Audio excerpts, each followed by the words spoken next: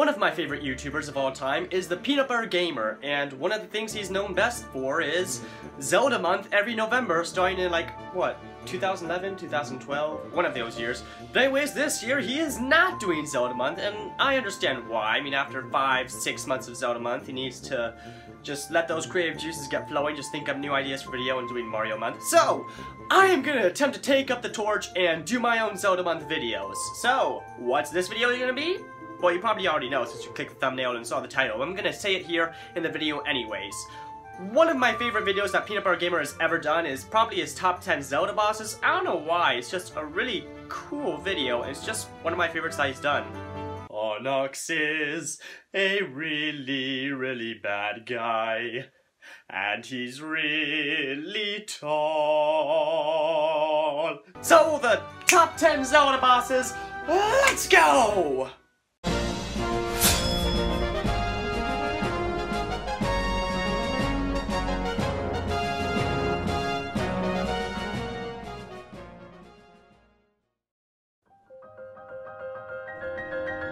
Starting off the list is a boss from Breath of the Wild. This is a fun game with some equally fun bosses, even though they were disappointing at times. Don't get me wrong, they're extremely fun bosses, they're just rather easy and they pretty much look almost all the same.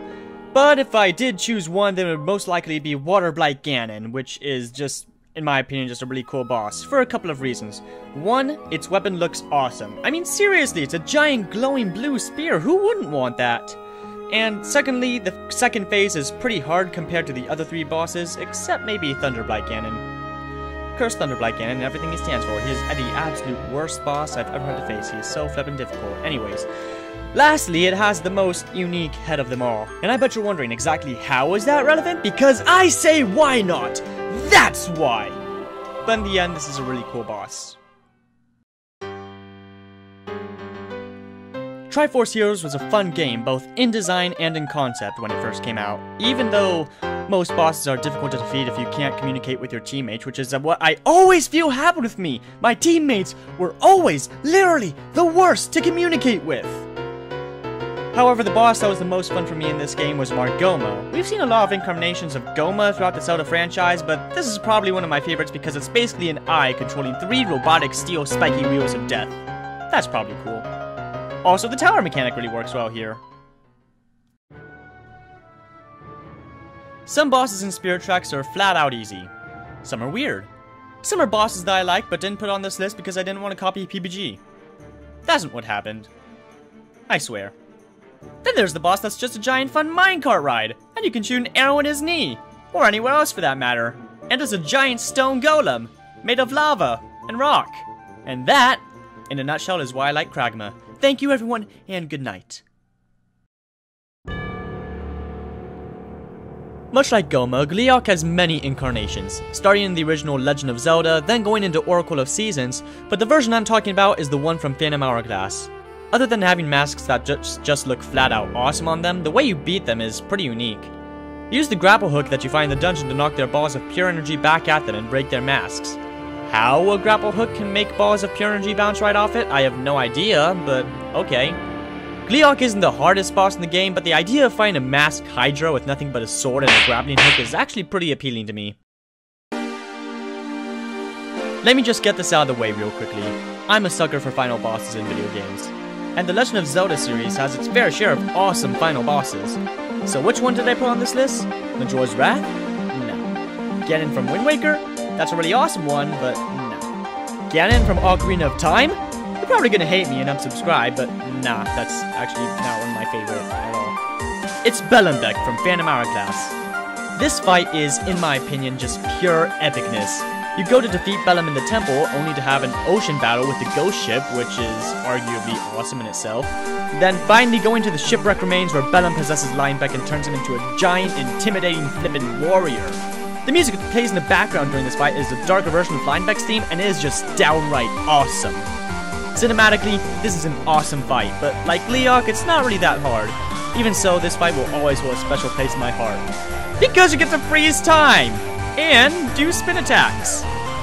That's cool, I guess, I don't know. I literally just said that. That wasn't in the script. I don't know why I said that. Spin attacks for everyone, I suppose, but yeah. Next! At number 5 we have Stalord the Twi'let Fossil.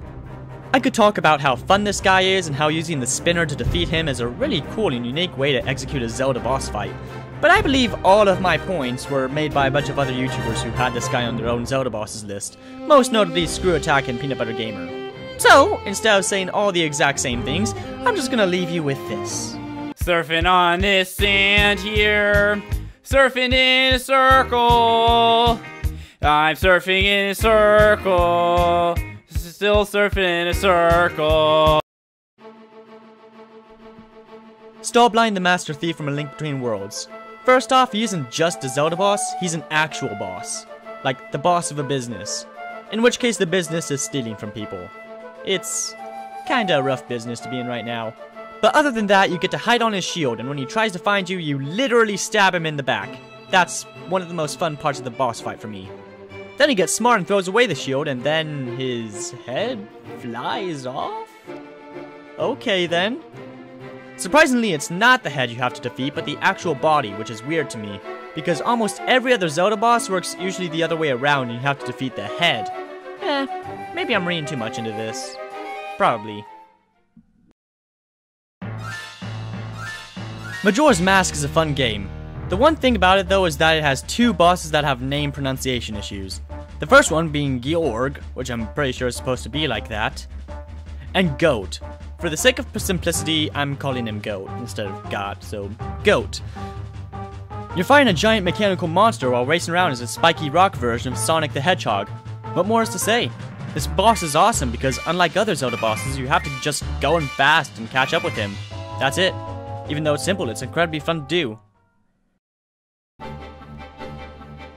There's a bunch of good bosses in the Wind Waker, like Goma, Jowhalla, and the aforementioned final boss, Ganondorf. But the one that I chose is the Helmaroc King. This boss is essentially the creature that puts you on your quest in the first place, and he effortlessly beats you the first time you encountered, and just throwing you into the sea. The second time, the build-up and the suspense happening right before the fight begins is actually pretty awesome in itself. Climbing the flooding spiral stairwell upwards? Fun! Using the Skull Hammer, which is one of my favorite Zelda weapons, period, to smash his face in? Satisfying and fun. Watching him soar through the sky while the spotlights act like there's a premiere happening in Grauman's Chinese theater? Fun! Lastly, finally defeating him and watching him ascend into the sky while the awesome music plays whenever you beat a boss along with a bunch of spotlights? Super satisfying and super duper fun.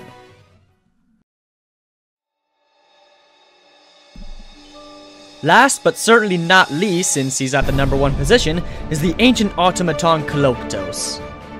Did I say automaton? I was copying BBG. I said automaton. Automaton. The ancient automaton. Darn it, I did it again! This is unintentional. I just keep saying it automaton. Darn you, PBG! You drilled it into my head. Okay.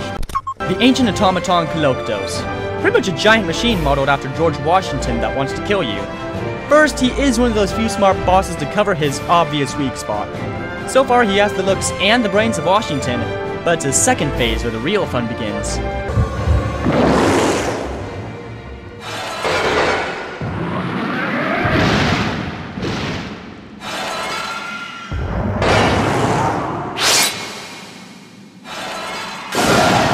After he pulls himself up from the ground, he starts going all Kirito on you with 6 swords, but here's where it gets real. Yank off his arm and use his own sword to chop off all his other limbs! No words I can say can express how fun and satisfying this fight is.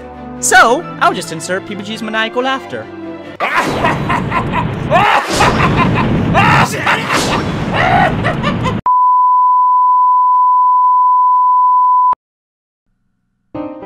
Hey everyone, I just want to say thank you so much for subscribing to me. We already have 200. When I started this channel, I never even thought I would get that far. But here we are, and if you're new here, then if you like the video, maybe subscribe yourself so you can see more quality content like this, or at the very least, content like this. Maybe not quality, but eh.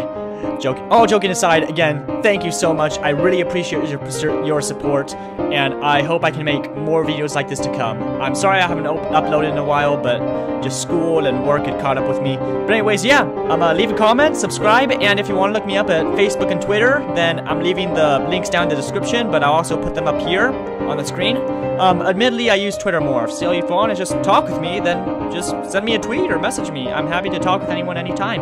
Alright, so until next time, see you all next time, bye!